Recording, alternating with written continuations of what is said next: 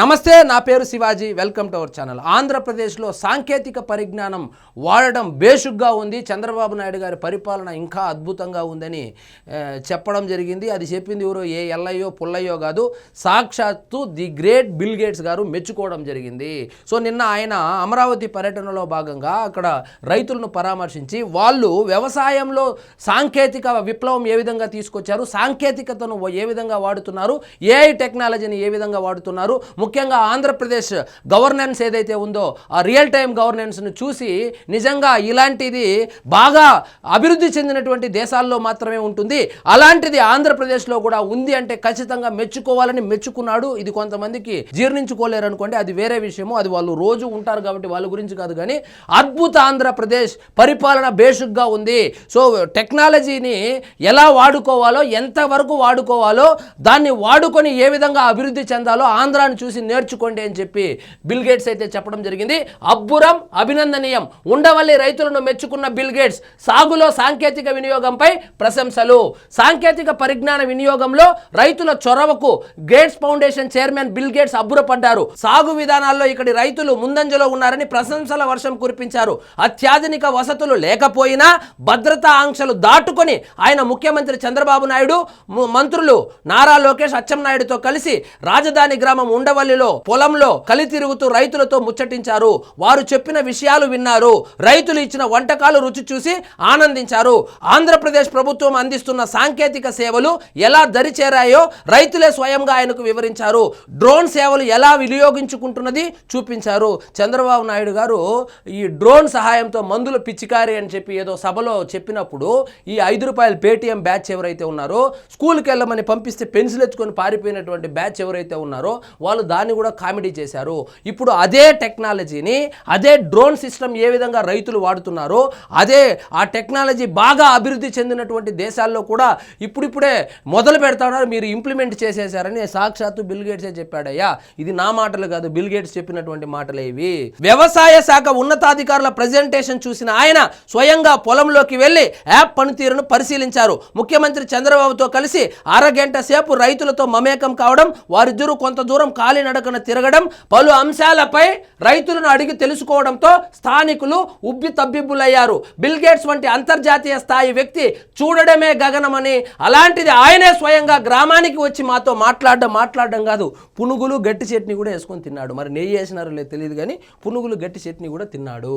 ఇక చూడండి, అన్నదాతలకు AI base agritech సేవలు. చంద్రబాబు నాయుడు గారు ఏమి చెప్పినా వీళ్ళకు కామెడీనే.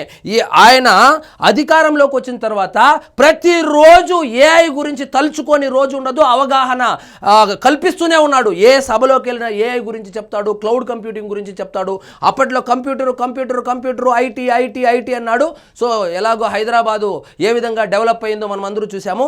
ఇప్పుడు రాజధానే లేనటువంటి మన ఆంధ్రప్రదేశ్కు ఏ విధంగానైనా ఏఐ సేవలు కావచ్చు, ఈ క్వాంటమ్ కంప్యూటింగ్ ఏదైతే ఉందో, సో ప్రపంచ స్థాయిలో అభివృద్ధి చెందినటువంటి దేశాలు ఆలోచించే విధంగా ఆలోచించి ఆంధ్రప్రదేశ్ని అగ్రగామిగా నిలిపాడు. ఇక్కడ చూడండి, రైతు ఏ విధంగా ఏ టెక్నాలజీ వాడి అంటే హెల్ప్ చేస్తూ ఉంది, ఆమె పంటలకు కానీ ఆమె వాళ్ళు వ్యవసాయం చేయడానికి టెక్నాలజీ ఏ విధంగా ఉపయోగపడుతోంది, ఆ యాప్ ఏ విధంగా పనిచేస్తూ ఉందని బిల్ గేట్స్ గారికి డెమో ఇవ్వడం జరిగింది. అన్నదాతలకు ఏఐ అగ్రిటెక్ సేవలు బేస్.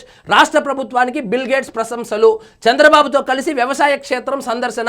సాగులో యాప్, డ్రోన్ల వినియోగాన్ని చూపించిన రైతులు. చూడండి, వ్యవసాయ రంగంలో ఆంధ్రప్రదేశ్ ప్రభుత్వం రైతులకు అందిస్తున్న సాంకేతిక పరిజ్ఞానం, ఏఐ ఆధారిత యాప్ సేవలు అద్భుతంగా ఉన్నాయని Gates Foundation chairman Bill Gates కితాబిచ్చారు. యాప్లో రైతు రిజిస్ట్రేషన్ నుంచి సేవలు పొందడం వరకు మొత్తం ప్రక్రియను మహిళా రైతు వివరించగా ఆయన ఆసక్తిగా విన్నారు. డ్రోన్ ద్వారా అరటి తోటకు రసాయనం పిచికారీ చేసిన వైనాన్ని ప్రత్యక్షంగా చూసి అభినందించారు. సో డ్రోన్ల ద్వారా మందులు కొట్టచ్చు అంటే ఏ విధంగా కామెడీ చేశారు. మొన్నెప్పుడు డ్రోన్ల ద్వారా మొత్తం పంటకు కాకుండా ఏ చెట్టుకైతే ఏ మొక్కకైతే ఆ రోగం సోకిందో లేకపోతే పురుగు పట్టిందో దాన్ని గుర్తించి పిచికారీ చేసే టెక్నాలజీ కూడా వస్తుందని చంద్రబాబు నాయుడు గారు చెప్పినప్పుడు కూడా ఇదే విధంగా కామెడీ చేశారు పేటీఎం బ్యాచ్. సో ఆయన మొదట్లో ఏమి చెప్పినా ఫస్ట్లో కామెడీ చేస్తారు, మళ్ళీ అదే నిజమవుతుంది. అందులో భాగంగానే డ్రోన్ సహాయంతో అరటి చెట్లకు ఏ విధంగా మందు పిచికారీ చేయాలి, అదేవిధంగా రైతు ఏ విధంగా ఎన్రోల్ చేసుకొని చేసుకోవాలి, ఎన్రోల్ చేసుకున్న తర్వాత ఏ విధంగా ఈ సిస్టమ్ పనిచేస్తుంది, ఆ యాప్ ఏ విధంగా పనిచేస్తుందని చెప్పి రైతే ఆయనకు వివరిస్తూ ఉంటే ఎంత ఆసక్తికరంగా చూస్తానో చూడు. ఇది ఏది మనం అమెరికా పల్లెటూరులో ఉన్నామా లేకపోతే ఆంధ్రప్రదేశ్లో ఉన్నామని ఆశ్చర్యపోయాడు. చాలా సంతోషంగా ఉంది, రైతులు కూడా చాలా సంతోషాన్ని వ్యక్తం చేశారు. సో ఇక్కడ చూడండి వీళ్ళు చేసిన కామెడీ, ఆ మందులంట డ్రోన్తో కొట్టేదంట అన్నారు. చూడండి కొట్టి చూపించారు, చూడండి అరటి చెట్లకి డ్రోన్తో మందు కొడతా అన్నారు. సో నెక్స్ట్ రాబోయే టెక్నాలజీ ఏంటంటే ఏ చెట్టుకైతే ఏ మొక్కకైతే ఆ రోగం సోకిందో, ఏ చెట్టుకైతే ఏ మొక్కలో అయితే ఆ పురుగు ఉందో దాన్ని గుర్తించి ఆ ఒక్క చెట్టుకు మాత్రమే పిచికారీ చేసేటువంటి టెక్నాలజీ రాబోతుంది. ఇదే చంద్రబాబు నాయుడు గారు చెప్పింది. మరి మీరు ఎలాగో కామెడీ చేస్తారు కాబట్టి ఇక 10-15 సంవత్సరాల తర్వాత అదే టెక్నాలజీ రాబోతుంది. ఆ టెక్నాలజీనే ఏఐ టెక్నాలజీ అంటారు. మనం చదువుకునుంటే కదా తెలిసేది. సో ఇదండి ఈరోజు మన టాపిక్. మీకు ఈ వీడియో నచ్చినట్లయితే లైక్ చేయండి, షేర్ చేయండి, ఛానల్ మాత్రం సబ్స్క్రైబ్ చేసుకోవడం మర్చిపోవద్దు.